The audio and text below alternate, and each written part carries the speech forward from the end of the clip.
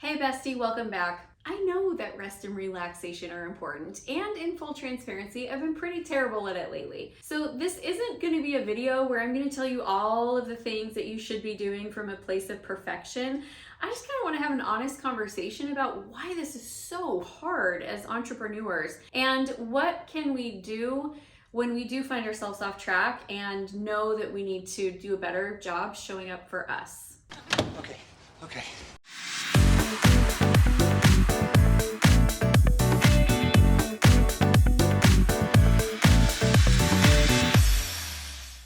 I'm Amy Walker, your biz bestie, and I help entrepreneurs and small business owners just like you be able to create consistent, predictable sales. And we like to do these kind of candid conversations because, to be honest, a big part of our success as entrepreneurs is how we're doing along the journey. And this is challenging because as a small business owner and entrepreneur, you have literally so many things on your plate.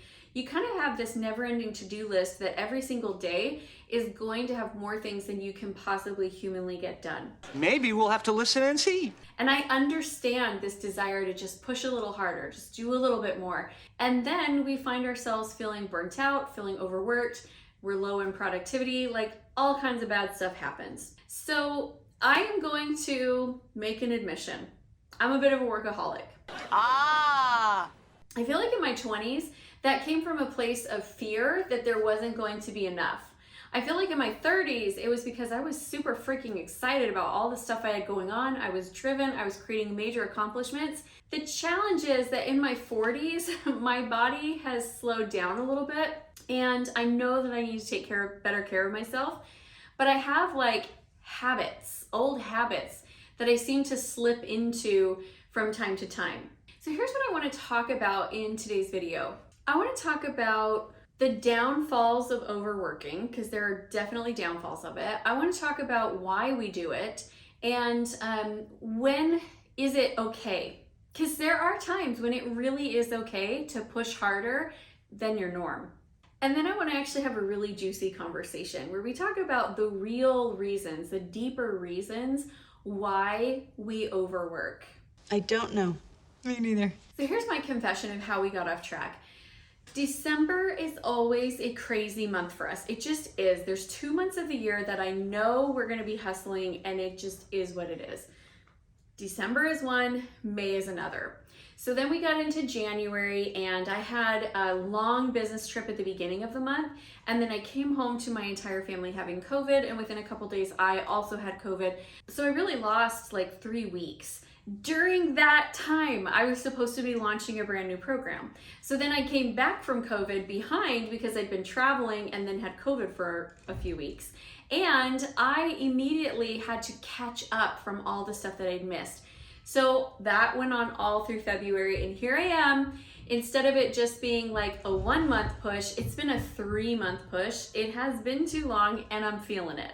There are some definite downfalls to overworking and not giving yourself enough rest and relaxation.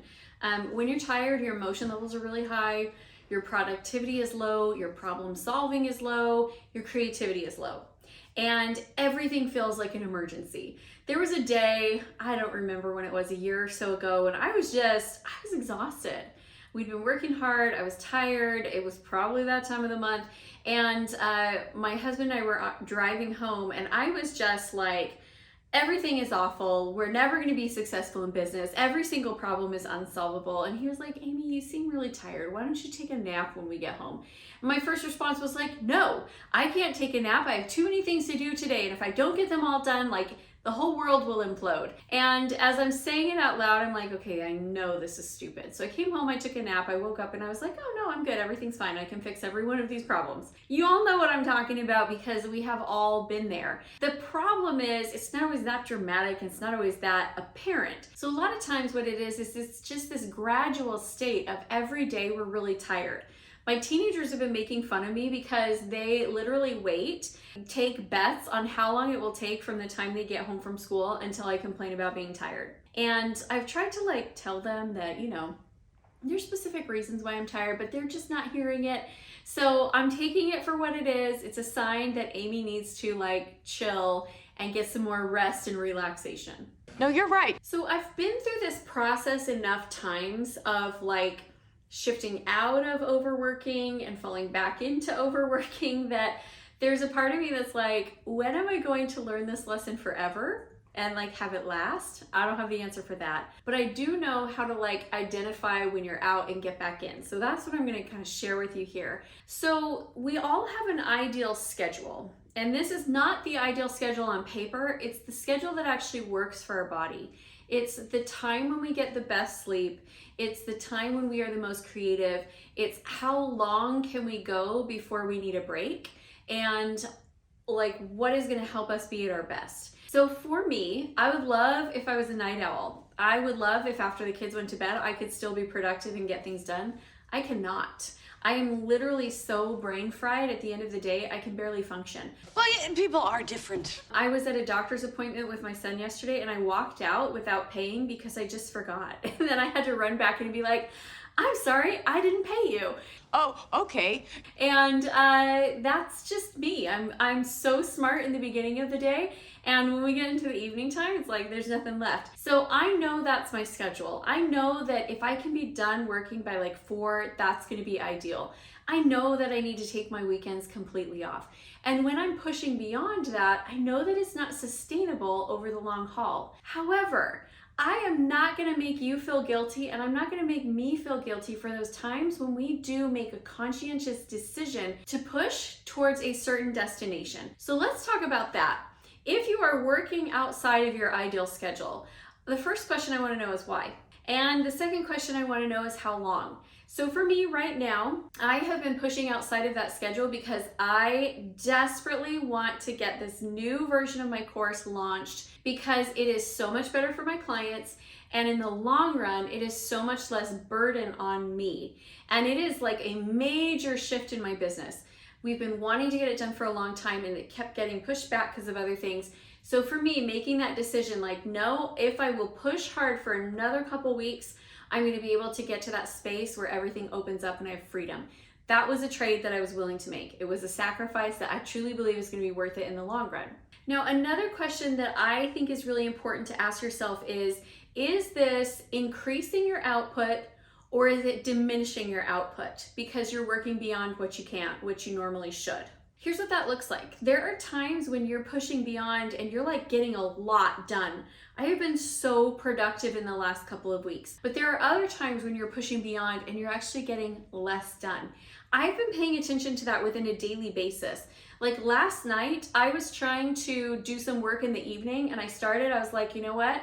I'm getting nothing accomplished, nothing done, nothing productive. So this is gonna stop for today. I'll wake up earlier tomorrow, I'll get started on things, but right now, literally nothing's happening. But I think the problem happens when we are getting diminishing returns, but we still keep forcing ourselves to go forward.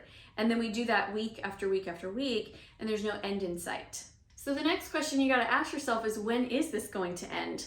For me, it's done. After today, it's done. I literally finished all of the filming that I needed to do.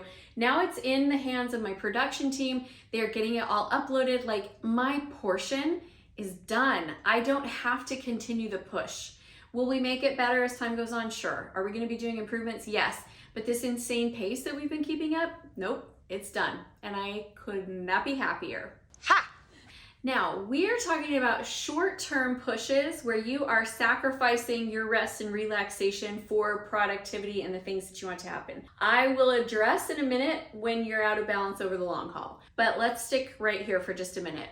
The last question that I ask myself is, what do I need to do to counterbalance the extra push? So a couple of weeks ago, my kids had winter break. And during that time, we were looking at, okay, do we stay home and just keep working hard? Or do we actually go somewhere and take a break? And I looked at it and said, you know what, the most productive thing that I can do in my business is actually take a couple days off. So we did. We went up, we took a couple days off. I didn't touch work for the first couple of days. I didn't film any new videos while we were there, even though there were videos that totally needed to be done. I just said, this is the most productive thing I can do.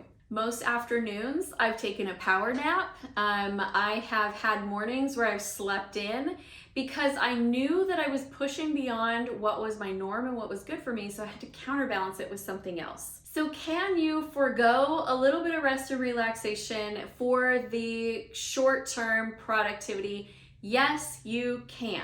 The real problem and the place where I think we actually do damage to ourselves is when this becomes our norm and when we're using overworking in order to hide some deeper things from ourselves. So let's talk about that, because this is where I truly believe that burnout happens.